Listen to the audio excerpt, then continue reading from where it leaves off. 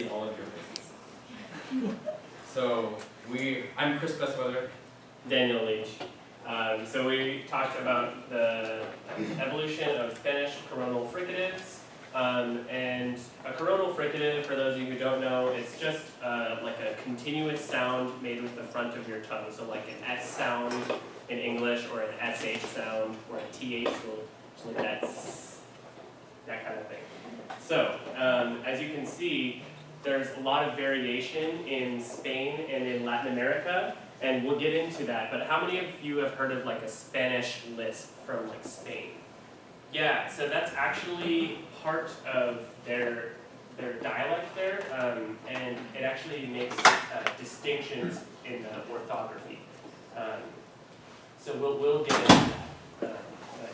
Yeah, the coronal fricatives throughout the Spanish-speaking world show a vast distinction between accents in Spain as well as Latin America.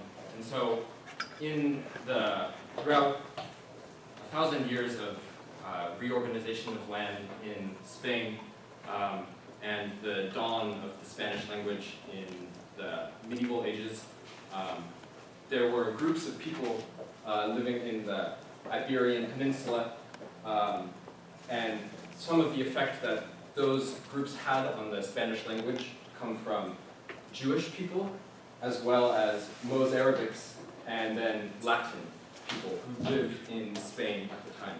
And what this left in the language, in terms of coronal fricatives, were the sounds, the voiceless pairs of s and z, sh and j and ts and z. Yeah, and those are represented right here by those graphics. And so over time, because of this reorganization of land and the change in the empire, the language of Spanish, along with that, began to change. And about in the year in the medieval ages, when they were codifying Spanish, there were mergers of sounds in the language, which caused these. If you look in the center of this slide, in the mergers box, you can see throughout time, these sounds combine to reduce the phones that existed in the Spanish language. Yeah, so and if you'll notice, there are several different changes that occurred. So the first one that happened was all of the devoicing. So a voiced sound is just a sound that you use your vocal cords for, and all of the Spanish coronal fricatives lost their voicing first. So then we were just left with the s, sh, and ts sounds. And then in the north of Spain, we had something interesting happen where they kept their distinction between s and th, and those are represented here. And then in the south, actually the s and the sh sounds merged into one to create s. So they no longer had distinction in the south between basically the s, z, and c graphemes. So the way that it's spelt, they all sounded like s's in the south, and that's important for what Latin America sounds like today. And then if you are familiar with illuminated manuscripts or Bibles, you'll be able to see orthographically the differences of these sounds. And so, but over time, they begin to disappear. And so, there's this sound, the ts and z. There's a word that changed throughout time. The word for reason in Spanish now is razón. And it came from, in medieval Spanish, it started off as ración. And then what happens is, in that sound, there's a palatalization due to the T before this sound I.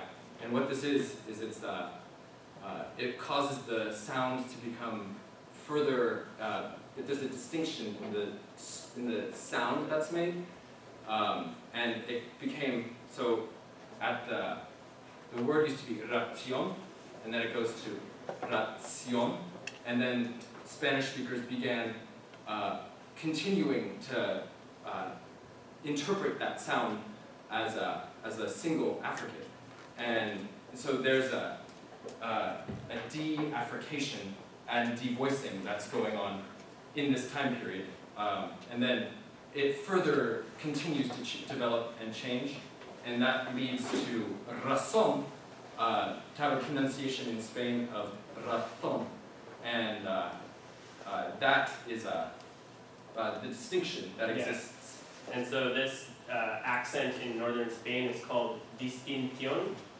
which means distinction, because they have this distinction between the sounds. But if you go to Latin America, you'll hear razón with an S sound for all of those type words. And we'll move on to the...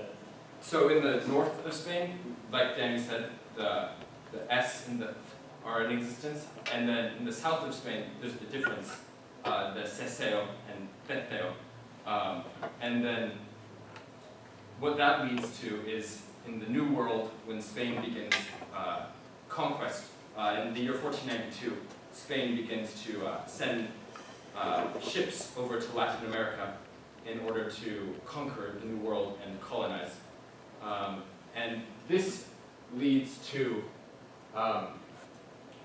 sailors from Andalus travel from the south of Spain to the Caribbean islands, where they make first initial settlements. Yeah, and remember how they had just those S sounds in the south of Spain there? Well, also something else started to happen where the language kept simplifying, and the S's at the end of words, which are like plurals, and a lot of the conjugations started to aspirate. So that just means they turned into like an H sound like we have in English. So instead of saying vamos, they say vamo.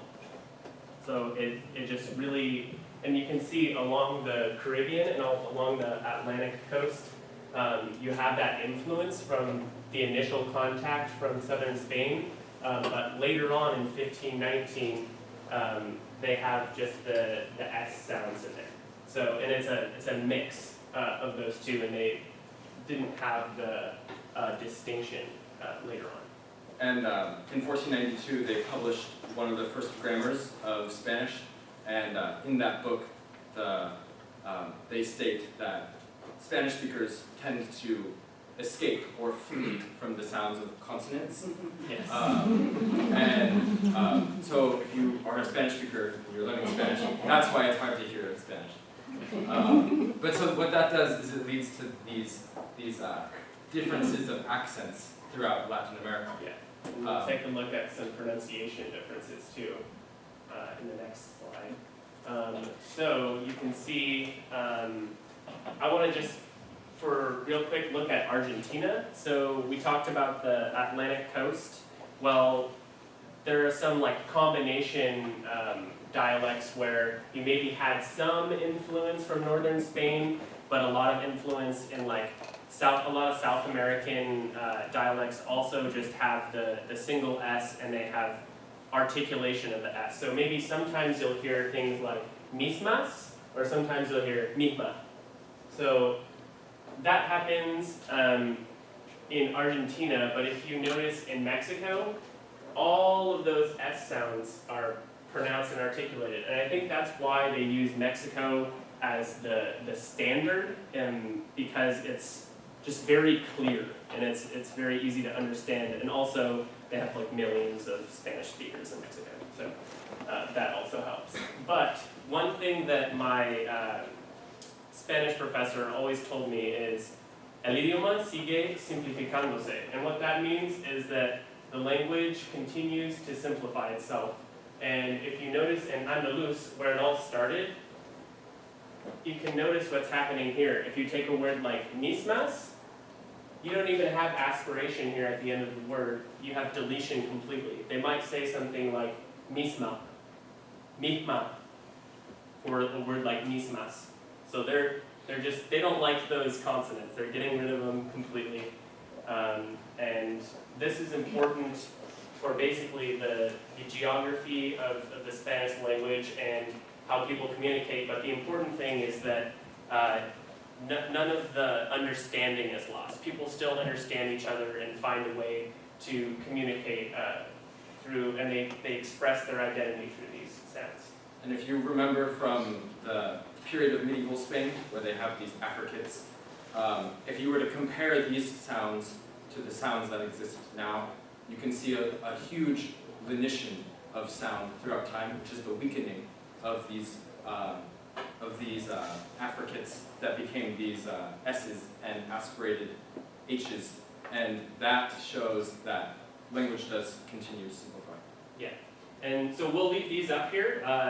That's basically the end of our presentation, and if anyone has questions, are we doing questions now or?